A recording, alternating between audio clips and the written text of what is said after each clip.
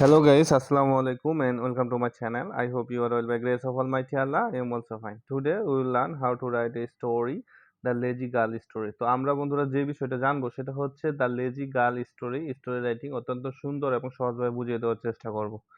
আর একটা কথা হচ্ছে আমি বাংলা অর্থ সহকারে বলে দেওয়ার চেষ্টা করব যেন আপনাদের লং টাইম বা অনেক দিন মনে থাকে। তো কথা বলবো না, চলুন শুরু করি। প্রথমে হচ্ছে দ্য লেজি গার্ল স্টোরি অর্থাৎ একটা কি লেজি গার্ল অর্থাৎ অলস মেয়ের গল্প।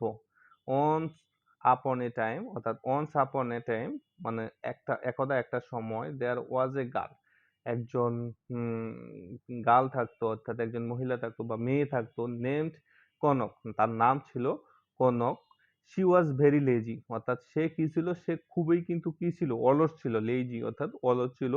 অ্যান্ড এভরিওয়ান এবং প্রত্যেকেই ইন হার ফ্যামিলি অর্থাৎ তার পরিবারের প্রত্যেকেই ওয়াজ ফিড আপ মানে হচ্ছে কি বিরক্ত ছিল উইথ হার মানে তার সাথে, অর্থাৎ তার সাথে কিন্তু তার ফ্যামিলির প্রত্যেকেই কিন্তু তার উপর কি বিরক্ত ছিল, ফিড আপ ছিল।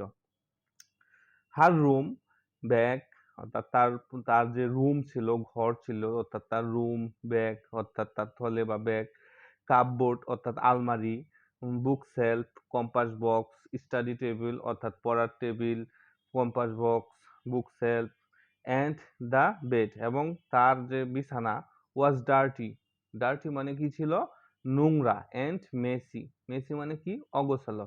তাহলে কি হচ্ছে, আমরা যদি একটু ভালোভাবে পড়ি সেটা হচ্ছে তার রুম, কাপবোর্ড, তারপর হচ্ছে তার আলমারি, কম্পাস বাক্স, পড়ার টেবিল এবং তার বিছানা কি ছিল, নোংরা এবং কি অগোছালো ছিল।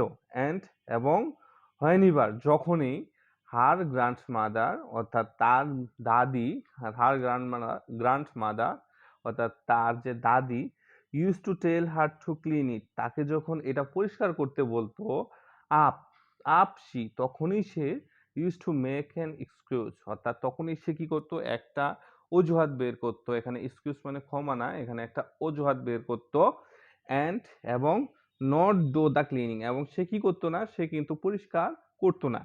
ওয়ান ডে একদিন, হয় যখন she want to her aunt house অর্থাৎ যখন সে একদিন কি করলো, তার আন্ট মানে আমরা সবাই জানি খালা, ফুফু এরকম হয়, তাহলে যখন সে একদিন তার খালার বাসায় গেল, হার আন্ট ওয়াজ স্কোল্ডিং হার কাজিন অর্থাৎ তার আন্ট কি করতেছিল, তার স্কোল্ডিং করতেছিল, বকাঝকা করতেছিল বা ধমক দিচ্ছিল।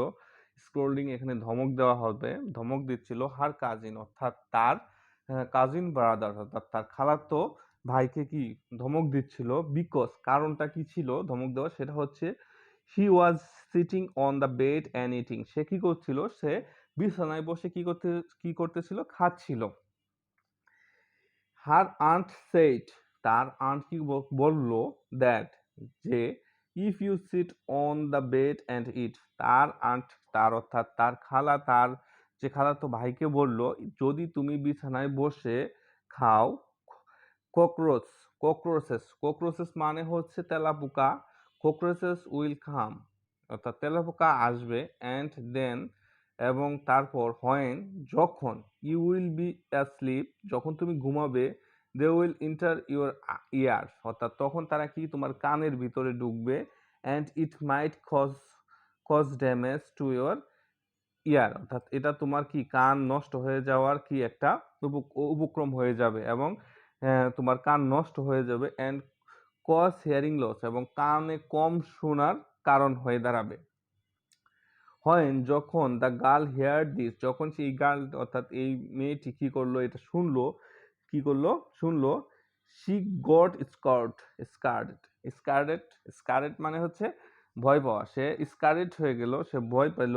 সো তাই she helped her cousin brothers, তাই কি করলো, সে তার খালাতো ভাইকে সাহায্য করলো, কি সাহায্য করলো, টু ক্লিন হিজ রুম, তার রুম পরিষ্কারে সাহায্য করলো। অ্যান্ড এবং হোয়েন যখন শি কাম ব্যাক যখন সে ফিরে আসলো, হোম মানে বাড়িতে, যখন সে কি করলো, বাড়িতে ফিরে আসলো, শি থট দ্যাট সে ভাবলো যে she should also clean her cupboard, সে ভাবলো যে তারও কি উচিত টু ক্লিন পরিষ্কার করা তার cupboard, book self, compass, study table and bed, so that অর্থাৎ সে যখন বাড়িতে আসলো তখন সে চিন্তা করলো বা ভাবলো যে তারও উচিত পরিষ্কার করা কাপবোর্ড, বুক শেলফ, কম্পাস, পড়ার টেবিল এবং বিছনা, সো দ্যাট যেন নন অফ দ্য ককরোচ অর্থাৎ কোনো ধরনের ককরোচ অর্থাৎ কোনো ধরনের তেলাপোকা শুড কাম যেন আসতে না পারে and come into her room এবং তার রুমে যেন না আসতে পারে। সো তাই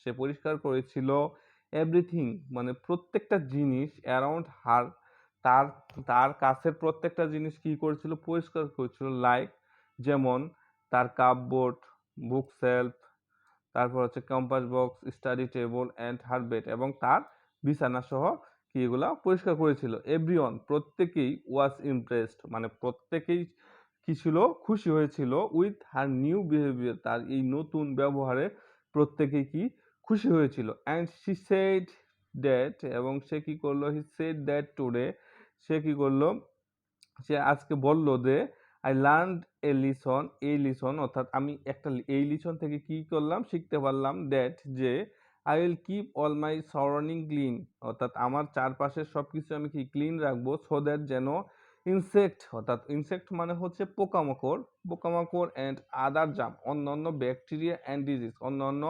ব্যাকটেরিয়া তারপর হচ্ছে রোগ পোকামাকড় will not enter my room যেন আমার রুমে ঢুকতে না পারে। অর্থাৎ সে এই লিসন থেকে কি বললো যেন আমি সবকিছু কি করব আমার রুম এবং আমার রুমের আশেপাশে সবকিছু কি পরিষ্কার পরিচ্ছন্ন রাখবো যেন ইনসেক্ট তারপর হচ্ছে জার্ম অ্যান্ড ডিজিজ অর্থাৎ ইনসেক্ট মানে হচ্ছে পোকামাকড় তারপর হচ্ছে ব্যাকটেরিয়া এবং রোগ জীবাণু কি করতে পারে না রোগ জীবাণু কি আমার রুমের ভিতর যেন তার রুমের ভিতর যেন না ঢুকতে পারে। So we should always keep our home and surrounding তাই কি আমাদের কি সারাউন্ডিং ক্লিন অর্থাৎ তাই কি আমাদের প্রত্যেকেরই কি উচিত কি রাখা উচিত আওয়ার হোম আমাদের বাড়ি অ্যান্ড বাড়ির আশেপাশে সবকিছু ক্লিন রাখতে হবে। আর সারাউন্ডিং মানে আশেপাশে কি করতে হবে সবকিছু পরিষ্কার পরিচ্ছন্ন রাখতে হবে। মোরাল অফ দ্য স্টোরি অর্থাৎ এই স্টোরিটার নৈতিক নৈতিক হচ্ছে বা এই স্টোরিটার মোরাল হচ্ছে ক্লিনলাইনেস অর্থাৎ পরিষ্কার পরিচ্ছন্নতা is a part of our life অর্থাৎ পরিষ্কার পরিচ্ছন্নতা আমাদের জীবনের একটা অংশ। যদি ভিডিওটা ভালো লাগে অবশ্যই লাইক কমেন্ট শেয়ার করবেন আর যদি এরকম ভিডিও বারবার পাওয়ার জন্য সাবস্ক্রাইব করবেন। ভালো থাকবেন সুস্থ থাকবেন পরবর্তী ভিডিওতে আবার দেখা হবে ইনশাল্লাহ। সে পর্যন্ত গুড বাই, আসসালামু আলাইকুম রহমতুল্লাহ।